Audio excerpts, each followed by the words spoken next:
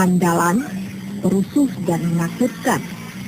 Itulah cap anak punk, terutama di mata masyarakat konformis yang menganut norma konvensional. Penampilan mereka memang berbeda dari kebanyakan. Sepatu boot tinggi, anting besar dan rambut mohak. Di Indonesia kebanyakan orang masih menganggap negatif setiap anak punk. Tampilan beda, urakan, kumal dan seenaknya jelas bukan norma di arus utama. Sehingga cap aneh, nyeleneh, pemberontak dilekatkan kepada anak punk. Tak adil memang, karena cap itu hanya lahir dari tampilan luar. Benar-benar prasangka, karena penilaian itu tak pernah lahir dari hasil interaksi. Bertemu anak punk, kebanyakan mereka langsung jaga jarak, alih-alih menyapa mereka sebagai sesama manusia. Assalamualaikum pemirsa, kembali lagi di topik kita bersama saya Melty Tirayo. Negatif, itulah stigma yang ada di masyarakat mengenai punk. Edisi kali ini topik kita akan mengajak Anda mengenal arti punk sesungguhnya dan melihat dari dekat kehidupan mereka yang mengaku bagian dari hal punk. Dianggap meresahkan, keberadaan anak punk menjadi sasaran penertiban aparat. Beberapa waktu lalu, gabungan aparat wilayah Jakarta Barat merazia anak punk yang biasa berkeliaran di kawasan Kota Tua. Yaitu anak-anak mengaku anak Indonesia, tapi tidak layak mengaku warga negara Indonesia. 3 tahun tidak mandi, baunya minta ampun. Wawancara saya dengan masyarakat yang mengunjungi resah, penjual, pengunjung, karena tinggal laku mereka ini udah bau, musik-musikan tidak keluar.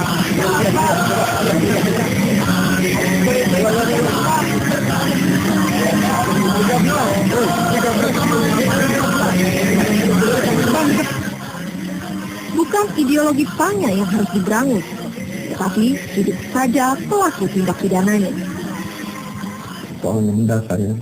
Jadi mereka hanya lihat dalam penampilan, mereka hanya melihat stigmanya yang ada, mereka hanya melihat jadi eksesnya ini akan muncul. Mereka masih memakai kacamata yang sangat pluralis, dan sangat protektif terhadap yang ada, karena mereka mengatakan ini adalah sesuatu yang patologis ya, suatu satwa ini. Kalau harusnya aparat tidak boleh begitu. Pada dasarnya punkers sama dengan kita dan bagian dari kita juga.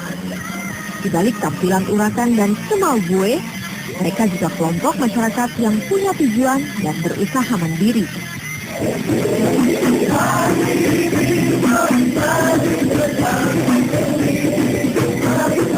Sekedar contoh, kami ajak Anda mengenal komunitas punk bernama Ganjil, Taring Babi, yang mereka artikan sebagai penolak balas. Tampilan tetap ala punk, tubuh dihiasi tato serta rambut mohak. Tetapi mereka kompak membentuk kelompok. Untuk menghidupi diri dan keluarga, mereka berkreasi. Semisal memproduksi kaos sablon untuk distro, buka jasa bikin tato maupun seni cicilan kayu. Di tangan kreatif mereka juga kain-kain perca tak terpakai jadi produk layak jual. Kreatif. Komunitas punk Taring Babi berdiri tahun 1997. Bahu-membahu, dukung-mendukung, mereka memberdayakan anggotanya. Tempat hewan ini jadi base camp. Kita berdiri tahun 97 ya.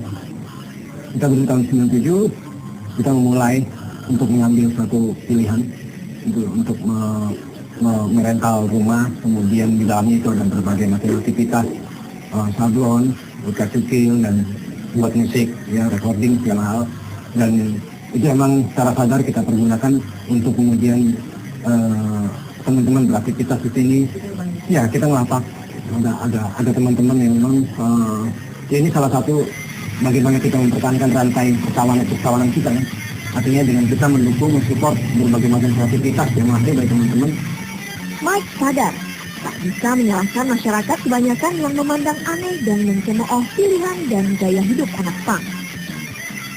Jalan terbaik untuk menyikapinya adalah membuktikan dengan perbuatan nyata. Itulah yang melatari Mike dan kawan-kawan membentuk komunitas taring babi. Harapan mereka, prasangka negatif terhadap anak punk sedikit demi sedikit terkikis. Bahwa punk adalah pilihan hidup, sama dan setara dengan pilihan jalan hidup yang lain. Punk itu lebih kita artikan yang dekat dengan kebiasaan yang teman-teman pahami adalah sebagai jalan hidup, part of life. Ya, menjadi diri sendiri. Itu kata kuncinya. Mereka tak terlalu peduli pada penilaian masyarakat. Apalagi tak ada satu aturan pun yang melarang seseorang memilih jalan hidup, selama tak melanggar aturan hukum dan merugikan orang lain. Aneh sekali gitu di saat-saat bahwa kita bicara tentang Pancasila dengan Bhinneka gitu, bahwa kita bangsa ini terbangun fondasinya dari satu beragam kebinekaan tadi ya, beragam satu perbedaan gitu ya, berangkat dari situ. Tapi kemudian kita tidak bisa berani untuk melihat satu perbedaan.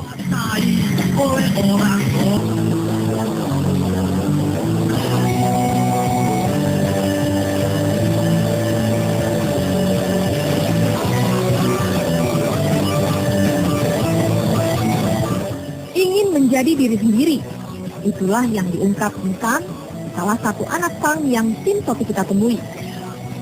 Tato yang menghiasi tubuhnya menjadi bentuk keberanian mengungkap pernyataan diri bahwa tato merupakan seni yang indah dan disukainya. Nah, kalau buat sendiri sih, gimana ya?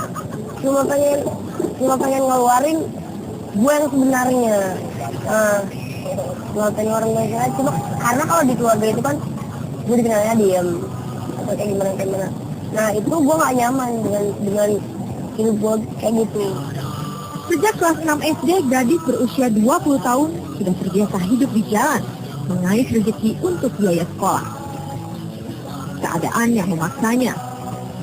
Di jalanlah, Intan menemukan kebahagiaan bisa berbagi dengan teman-teman yang terlebih dahulu menjadi bagian dari punk. Di sini ya gue bisa belak-belakan, berekspresi ya, bisa ketawa. Lepas gak kayak yang gue rasain di keluarga. Ya paling gue ngamen atau kayak gimana, nyablon atau kayak gimana ya gitu. Alasan mereka memilih jalan hidup punk beragam. Tak pernah terlintas di benak Bobby untuk berpenampilan seperti sekarang ini. Awalnya sih nggak pernah mau punya tato, punya mohawk tuh, penampilan kayak gini nggak pernah mau. Karena dulu masih senang musiknya kan, dengan musik kita dengerin.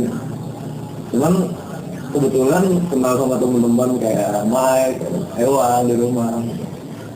Setelah ketemu sama teman-teman itu, baru coba mau tahu punk itu apaan sih. Musik menjadi pilihan Bobby untuk berekspresi dan menuangkan kritik atas apa yang terjadi di masyarakat. Bersama Marginal, kelompok yang telah menelurkan 5 album indie, Bobby CS konsisten berekspresi.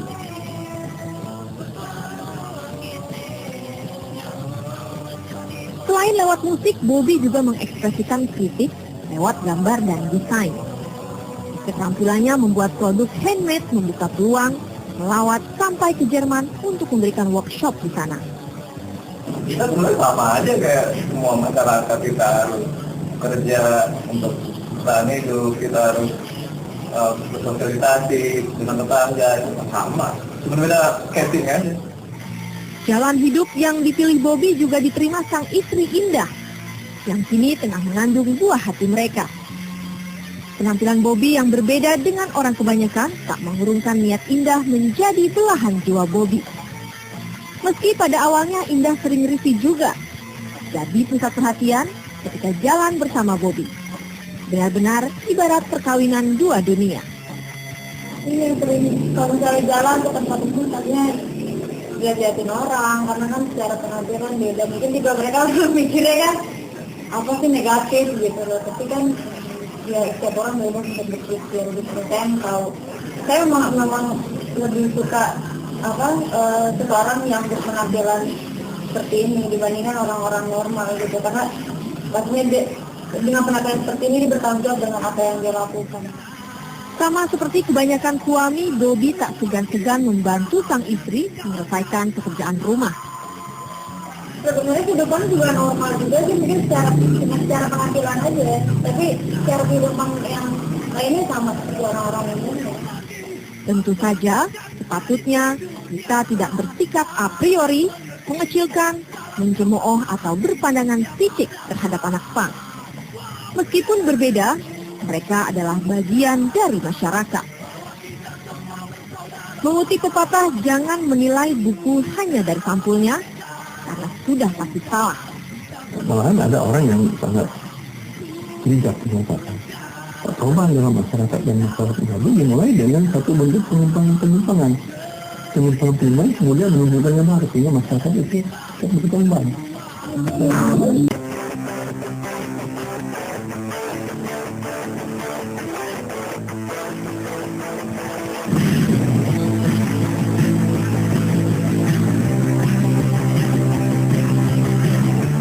Desember 2011 jadi hari kelam bagi kelompok pang di tanah air. Sedikitnya 60 orang dengan atribut pang ditangkap oleh polisi Syariah Nangro Aceh Darussalam. Para pangsos berambut mohak dicukup paksa dan tindikannya dicopot. Tak hanya itu, mereka juga harus menjalani apa yang penguasa sebut pembinaan. Penangkapan ini bermula dari penertiban konser musik di Taman Budaya Banda Aceh. Sekitar 65 anak pang, baik dari Aceh, Sumatera Utara, Palembang, Lampung hingga Jakarta, diangkut aparat. Tindakan represif ini menuai protes, tak hanya dari dalam negeri, juga luar negeri. Kondisi Aceh agak sedikit lain dengan kondisi yang di Indonesia umum. Karena di Aceh itu merupakan daerah istimewa. Dan Aceh ini kelihatannya mau melakukan semacam pemurnian. Yang namanya hal-hal yang seperti itu tidak akan masuk.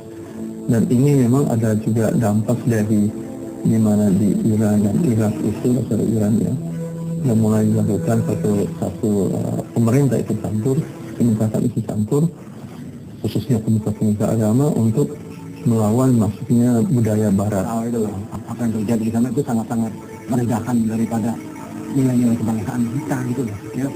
Ya kalau memang mereka adalah melakukan tindakan kriminal, ya tolong ada hukum di situ. Kenakan mereka pasal pidana. Tidak dengan kemudian mereka ditangkap tanpa sebuah alasan, tanpa ada alasan hukumnya, kemudian hanya merujuk pada orang-orang yang ada di sana yang merasa benar atas dirinya sendiri, kemudian melakukan hal-hal pada orang lain, itu namanya pelanggaran HAM ya. Tindakan represif aparat bisa jadi bumerang. Apalagi jelas-jelas tak ada aturan yang bisa dijeratkan pada mereka. Alih-alih memaksa seorang pang menjadi konformis, cara-cara represif mungkin justru semakin mengobarkan sikap pemberontakan. Apakah yang disebut pemerintah daerah setempat sebagai pembinaan membuahkan hasil? 10 hari dipaksa mondok di kompleks sekolah polisi negara Selawah, Aceh Besar, tak mengubah seorang Ijal. Dia kembali turun ke jalan untuk bertahan hidup karena sulit mendapatkan pekerjaan.